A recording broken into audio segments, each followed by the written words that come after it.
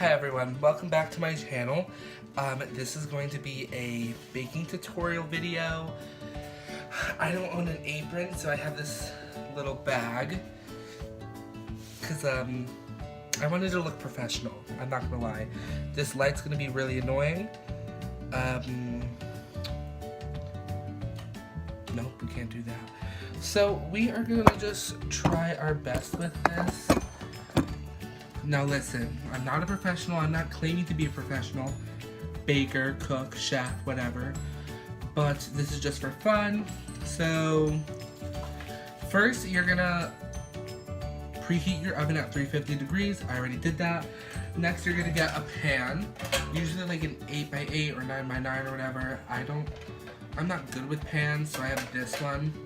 And then you're gonna take some type of like greasing spray or butter or whatever you have and kind of just spray it or whatever just to give it a good coating to make sure your cake doesn't stick. I forgot to say, today we're gonna be baking a chocolate cake. This is a tutorial on how to make a chocolate cake from scratch. And then if I could find I have like white chocolate chips. If I can find those, we'll put those in there just for fun. So basically what you're gonna do first, heavier than I thought, is grab all the dry stuff and put that in one bowl. Basically what you're gonna do is take all your dry stuff first and put that into just a big bowl, any kind of bowl that you have. So first the ingredients, first you should probably get all of them out just so it's easier and you don't have to go searching for everything. But all the dry stuff is sugar, flour, cocoa powder, baking soda, and salt. And then the wet stuff is 2 eggs, a cup of milk, vegetable oil, vanilla extract, and a cup of boiling water. So first we are going to do the dry stuff. So we're gonna get our sugar. Mine is in this recycled coffee jar, I guess. And we are gonna get 2 cups of this sugar. Don't forget to get your measuring stuff out too, so you don't also have to look for those. Get 2 cups of sugar. And now I need more sugar in my house. My flour all in here in this big recycled popcorn container. And we need about 1 cup and 3/4 of a cup of all-purpose flour. So we are gonna get our cup, as you can see here, and toss it in. And now we need a 3/4 of a cup, which is right here. And we are just gonna do the same thing, scoop it out, try to level it as best as we can, and toss it into that bowl with the sugar. Now, next, we are gonna put in our cocoa powder, which is also 3/4 of a cup. So I have this tiny little Nestle Toll House cocoa powder. I believe this one is unsweetened, which is what the recipe calls for. Next, we're gonna put the baking soda and baking powder in. So, we have our baking soda also in a cool little recycled bottle. And we need a teaspoon and a half of baking soda. A teaspoon, and we're just gonna get that, and now get the half one.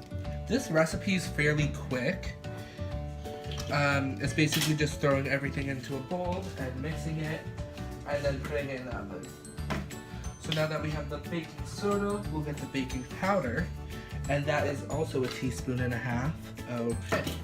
And now we need our salt, and that is the last dry item. And the salt is only 1 teaspoon. So we'll get our teaspoon, put it in the salt, and put her in there. Now, you can get a whisk or a spoon, pretty much anything, and you just want to get your bowl of dry stuff and mix it up. So basically just like a very mixing motion, pretty straightforward, and just mix it until it's all pretty like one solid color, like there's not like chunks of white or chunks of brown. It's all just like one even brown toned powder. And just keep mixing for about a minute or two, and like keep moving it around to try to check the bottom of it and make sure there's no like spare chunks of like any type of powder. There's no whites, no browns. It's all like one even shade of this light brown that you're gonna get. And you just keep looking and mixing. And it's pretty quick, pretty straightforward for that part. And just try to be careful, because if you're mixing fast, it could like kind of puff out the bowl in a way, because it is just powder, so it moves very loosely. So once you're done mixing, it's like that. You are gonna do your wet stuff now. So basically, we're gonna do the 2 eggs first. You get your eggs. I crack my egg, like I just crack it on the surface like that, and then put it into the bowl. So I crack it on the counter, and then once it's cracked, I open it up like that and just let the egg fall in. But I don't recommend fully doing it from that high over the bowl, because it made powder go everywhere. But that's fine. And now you just need your second egg. The next is milk. And we need 1 cup of milk. So luckily we have a cup right here. And we're just gonna fill that cup up with milk. You should probably do this over a sink or even your own bowl. Just be careful if you do it over the bowl, because you don't want to spill too much extra milk into your bowl. But just in case, you might want to do it over the sink, because just in case if you spill, you don't want to get milk everywhere and have to clean it up. Next is the vegetable oil, which is half a cup. And then we also have that right here.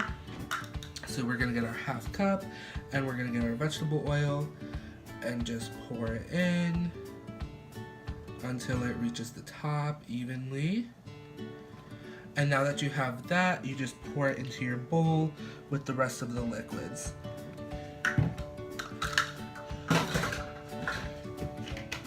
Now the last 2 things are vanilla extract, and lastly we put boiling water. Do not put the boiling water in yet.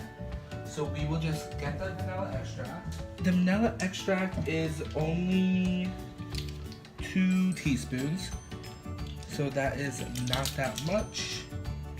Well, it is kind of a lot if you think about it in comparison to how much vanilla you put in usual things.